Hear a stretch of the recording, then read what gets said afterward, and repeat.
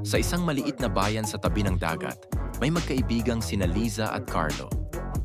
Lagi silang magkasama mula sa paglalakad sa dalampasigan hanggang sa pagpiknik sa ilalim ng mga puno.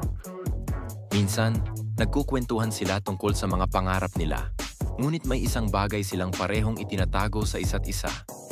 Isang araw, habang naglalakad sila sa buhangin, napansin ni Carlo ang isang maliit na kahon na natabunan ng alon.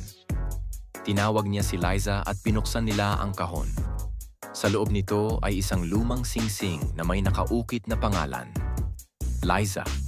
Nagtaka si Carlo at tinanong, "Bakit mo ito itinago?" Tumingin si Liza kay Carlo at ngumiti. "Dahil sa araw na ito, gusto kong ibigay sa iyo ang singsing na ito bilang tanda ng pagmamahal ko sa iyo. Matagal ko nang inaasahan ang pagkakataong ito." Nagulat si Carlo at sinabi, "Akalain mo, matagal ko nang iniisip na ibigay sa iyo ang ganitong singsing." Tapos binuksan ni Carlo ang kanyang bulsa at inilabas ang kaparehas na singsing na may nakaukit na pangalan. Carlo.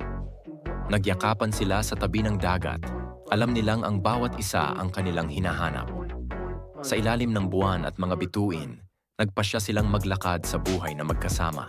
Kung umabot ka sa video na ito, huwag kalimutang mag-like, share, and follow. Maraming salamat po sa inyo.